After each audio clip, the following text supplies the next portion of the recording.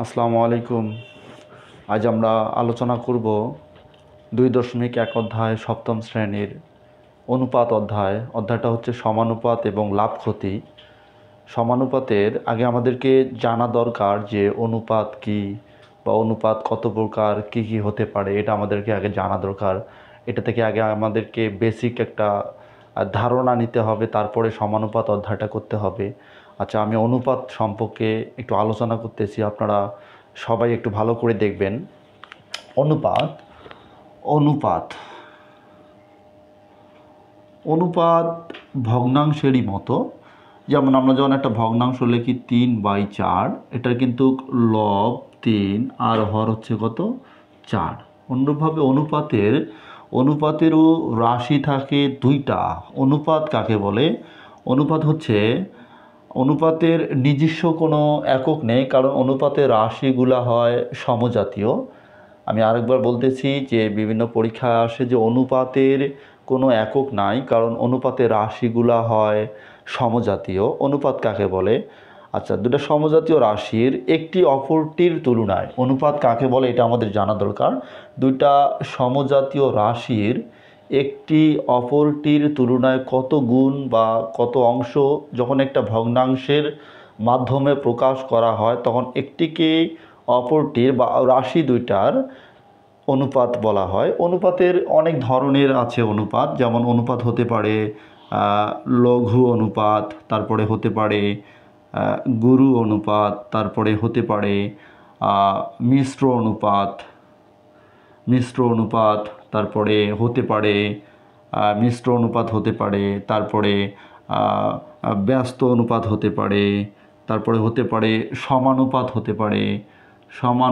হতে পারে, আরও অনেক ধরনের অনুপাত হতে পারে। লঘু অনুপাত কোনটা, এটা সম্পর্কে আমরা জানব। লঘু অনুপাতটা হচ্ছে একটা প্রকৃত ভগ্নাংশের মতো। লঘু অনুপাতটা হচ্ছে একটা প্রকৃত ভগ্নাংশের মতো। লঘু অনুপাত একটা অনুপাত নিলাম, একটা সরল অনুপাত নিলাম।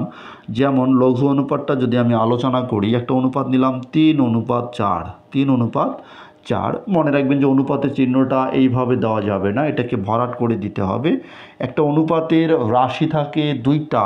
প্রথমটাকে বলা হয় পূর্ব রাশি, এটাকে বলা হয় পূর্ব রাশি। এটা হচ্ছে পূর্ব রাশি, আর পরেরটাকে বলা হয় উত্তর রাশি। একটা অনুপাতের রাশি থাকে দুইটা, একটা হচ্ছে পূর্ব রাশি আর একটা হচ্ছে উত্তর রাশি। এবার আমরা দেখব যে লঘু অনুপাত হচ্ছে পূর্ব রাশিটা ছোট হবে আর উত্তর রাশিটা বড় হবে। তাহলে আমরা লঘু অনুপাতের সংজ্ঞাটা দিতে পারি যে অনুপাতের পূর্ব রাশিটা ছোট হবে, উত্তর রাশিটা বড় হবে, তাকে আমরা লঘু অনুপাত বলবো। লঘু অনুপাত আর গুরু অনুপাত। তাহলে লঘু অনুপাতটা কোনটা হবে? যার প্রথমটা ছোট হবে আর পরেরটা বড় হবে, তাকে আমরা লঘু অনুপাত বলবো। লঘুর যেমন প্রকৃত ভগ্নাংশের উল্টাটা হচ্ছে অপ্রকৃত ভগ্নাংশ, অনুরূপভাবে একটা লঘু অনুপাতের বিপরীত, যেমন গুরু অনুপাতটা আলোচনা করি আমি। আচ্ছা, আলোচনা করি যেমন লঘু অনুপাত। এই লঘু অনুপাতের এটা হচ্ছে পূর্ব রাশি, এটা হচ্ছে উত্তর রাশি। আচ্ছা, তাহলে আমরা এটাকে বলি লঘু অনুপাত। আর গুরু অনুপাতটা হচ্ছে লঘু অনুপাতের উল্টাটা, মানে যখন আমরা লিখব যে 4:3। লঘু অনুপাতের উল্টাটা হচ্ছে গুরু অনুপাত। গুরু অনুপাত কোনটা? যে অনুপাতের পূর্ব রাশিটা বড় হবে, উত্তর রাশিটা ছোট হবে, সেটাকে আমরা গুরু অনুপাত বলবো। আর একটা হচ্ছে মিশ্র অনুপাত কাকে বলে? এটার একটা আছে যে মিশ্র অনুপাত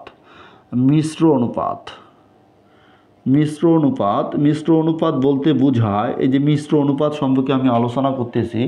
মিশ্র অনুপাত বলতে বোঝায় যে অনেকগুলা অনুপাতের পূর্ব রাশির গুণফলগুলোকে পূর্ব রাশি আর উত্তর রাশির গুণফলগুলোকে উত্তর রাশি ধরে যে অনুপাত পাওয়া যায় তাকে মিশ্র অনুপাত বলে। যেমন আমি যদি 3:4 এই যে একটা অনুপাত, আর একটা যদি আমি নিই 5:7, এই যে দুইটা অনুপাত আমি নিয়েছি, এই দুইটা অনুপাতকে যদি আমরা মিশ্র অনুপাতে প্রকাশ করি, তাহলে কি হবে?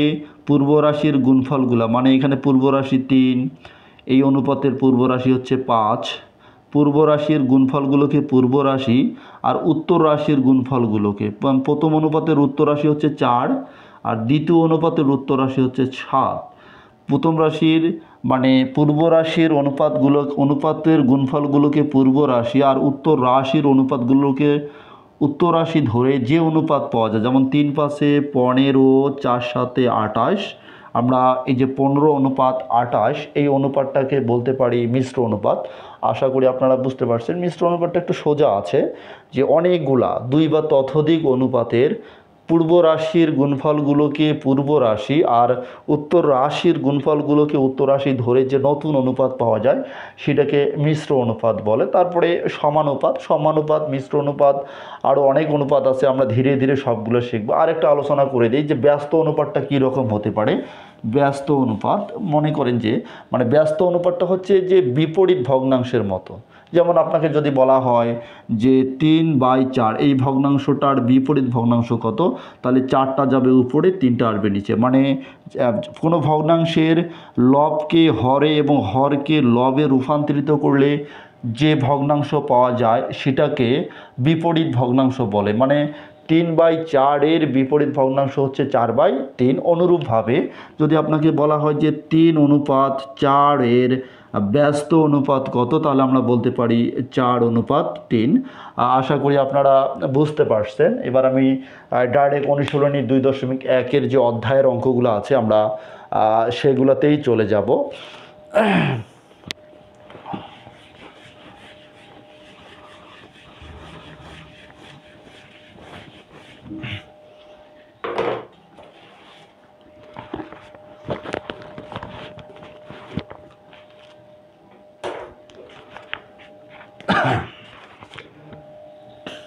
যেমন 1 নম্বরটা কোশ্চিনটা বলা হয়েছিল যে নিচের রাশিগুলো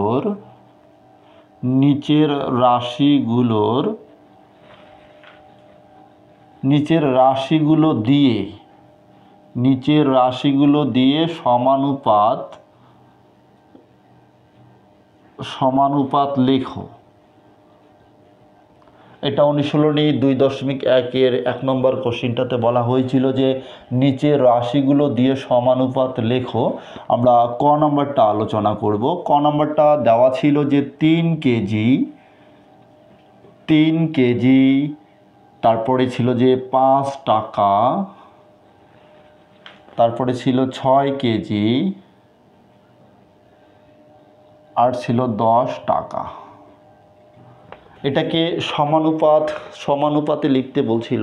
তাহলে সমানুপাতের চিহ্নটা আপনারা মনে রাখবেন যে অনুপাতের চিহ্নটা হচ্ছে এইটা। একটা অনুপাতের সাথে যখন আর একটা অনুপাত যুক্ত হবে তখন এই ধরনের অনুপাতকে বলা হয় সমানুপাত। এবার এই যে একটা রাশি দেওয়া আছে যে 3 কেজি, 5 টাকা, 6 কেজি, 10 টাকা, এটাকে আমাকে সমানুপাত আকারে লিখতে বলছে। তাহলে এখানে আমরা বলতে পারি যে অনুপাতের রাশিগুলো হয় সমজাতীয়, কেজির সাথে কিন্তু টাকা অনুপাতে লেখা যাবে না। আমাকে 3 কেজির সাথে 6 কেজিকে অনুপাতে লিখতে হবে, আর 5 টাকাকে 10 টাকা অনুপাতে লিখতে হবে, কারণ অনুপাতের রাশিগুলা সবসময় সমজাতীয় হয়। এই জন্য কেজির সাথে কেজি অনুপাত হবে আর টাকার সাথে টাকা অনুপাত হবে। তাহলে আমরা এখানে বলতে পারি যে ভরের অনুপাত, এটাকে বলা যায় যে একটু লিখি আমরা যে ভরের অনুপাত 3:6। এখানে কিন্তু একক দেওয়া যাবে না, এটা ভরের অনুপাত 3:6। তারপরে আমরা লিখতে পারি যে টাকার অনুপাত ছিল যে 5:10। এটাকে সমানুপাতে করতে বলছে। তাহলে অতএব সমানুপাত হবে সমান 3:6। এই যে সমানুপাত চিহ্নটা দিতে হবে 5:10। সমানুপাত বলতে বোঝায় যে প্রথম রাশি আর এটাকে সমানুপাত বলতে পারি। যে সমানুপাতের যেটা নিয়মটা হচ্ছে যে প্রথম রাশি গুণন তৃতীয় রাশি আর দ্বিতীয় রাশি গুণন চতুর্থ রাশি হবে পরস্পর সমান। অথবা আমরা আরও বলতে পারি যে সমানুপাতের এই দিকের অনুপাত আর এই দিকের অনুপাত হবে পরস্পর সমান। আশা করি আপনারা এটা বুঝতে পারছেন যে যদি কেজি, টাকা, পয়সা এগুলো যদি অনুপাত আকারে থাকে আর যদি সমানুপাত করতে বলে তাহলে আমরা টাকার সাথে টাকাকে অনুপাত করব আর কেজির সাথে কেজি অনুপাত করব। আমি আরেকটা আলোচনা করে দেই, খ নাম্বারটা একটু আলোচনা করে দেই। খ নাম্বারটাতে আবার বলা হয়েছিল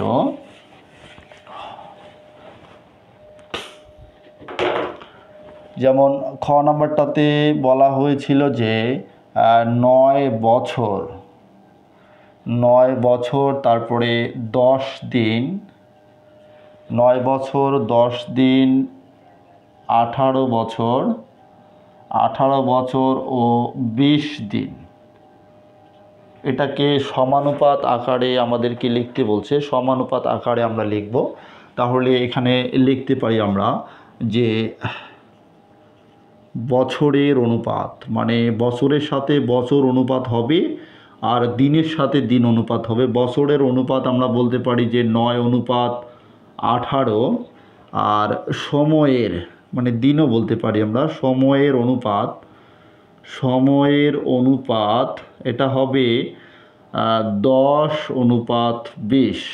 অতএব এদের সমানুপাত বা অতএব সমানুপাত কথাটাও আমরা লিখতে পারি। অতএব সমানুপাত সমান, তাহলে বলতে পারি যে 9:18 সমানুপাত চিহ্ন দিয়ে 10:20। এক নম্বরটা খুব বেশি হার্ড ছিল না, শুধু আমাকে সমানুপাত চিহ্ন দিয়ে এটাকে সমাধান করতে বলছে। আশা করি আপনারা বুঝতে পারছেন। এবার আমি 2 নম্বরটা আলোচনা করতে যাচ্ছি। 2 নম্বরটাতে বলা হয়েছিল যে কোশ্চিনটা, 1 নম্বরটা বাকি যে গ, ঘ, ঙ 3টা আছে আপনারা বাসায় একাই একাই চেষ্টা করবেন। যদি না পারেন তাহলে আমি করে দিব, আমাকে কমেন্টে জানাবেন। এবার আমি 2 নম্বরটা আলোচনা করব।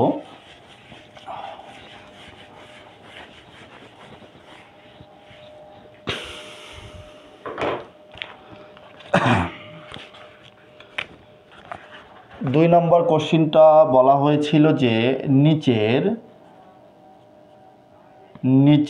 ক্রমিক সমানুপাতের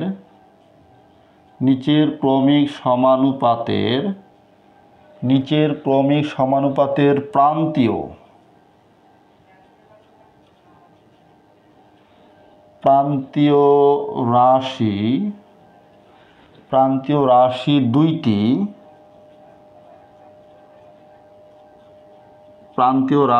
দুইটি দেওয়া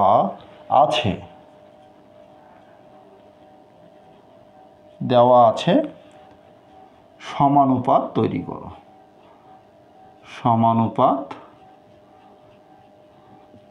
করো। এটা 2 নম্বর কোশ্চিন। 2 নম্বর কোশ্চিনে আমি ক নম্বরটা সমাধান করব। ক নম্বরটা দেখবেন যে এটা ছিল যে 6,24, এই দুটো হচ্ছে প্রান্তীয় রাশি, দুইটা দেওয়া আছে।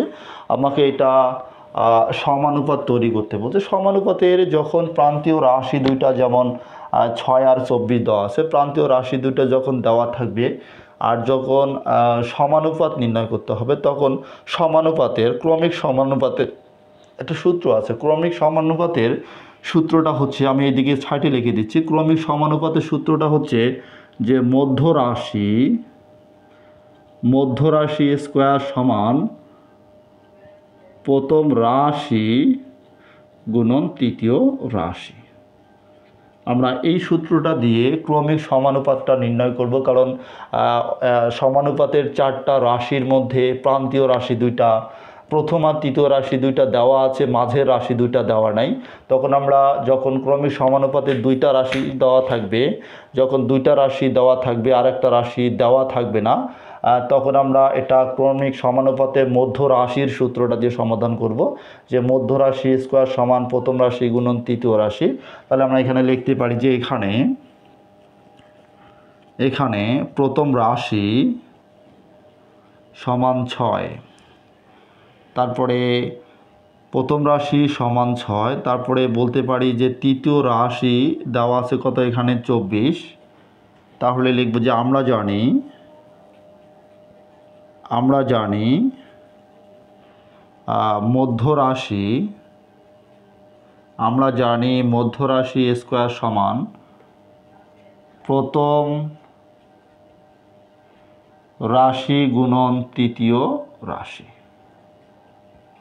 সমান আছে। একটা সমীকরণের বা কোনো একটা অঙ্কের যদি শুরুতে সমান থাকে তাহলে দ্বিতীয় লাইনে লেখার সময় আমরা বা কথাটা লিখব, নাহলে ভুল হয়ে যাবে।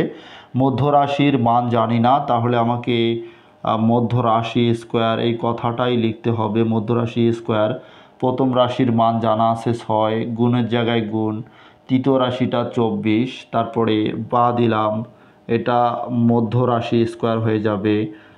মধ্য রাশি স্কোয়ার, তাহলে আমরা যদি এটা গুণ করি 4 6 24, 4 4 হাতে 2, 6 দুগুণী 12 13 14 144, বা মধ্য রাশি স্কোয়ার, এইদিকে স্কোয়ার আছে, আমার শুধু মধ্য রাশির প্রয়োজন, স্কোয়ারের প্রয়োজন নাই। তাহলে আমাকে এই দিকে যদি আমরা স্কোয়ারটা তুলে দেই তাহলে এইদিকে গিয়ে রুট হয়ে যাবে। তাহলে মধ্য রাশি সমান 144-এর উপরে বর্গমূল রুট হয়ে যাবে। তাহলে আমরা বলতে পারি যে অতএব মধ্য রাশি সমান 144-কে যদি আমরা বর্গমূল করি তাহলে 12 হয়ে যায়। 12 হয়ে যায়, তাহলে আমরা অতএব ফলাফলটা দিতে পারি যে অতএব সমানুপাত, যেটা বলা হয়েছিল যে অতএব সমানুপাত সমান দিতে পারি আমরা এখানে যে সমানুপাত, তাহলে 6 অনুপাত 12, তারপরে সমানুপাত চিহ্ন দিয়ে দিতে হবে যে 12 অনুপাত 24। আশা করি সবাই বুঝতে পারছেন। আজ এ পর্যন্ত ভালো থাকবেন। আসসালামু আলাইকুম।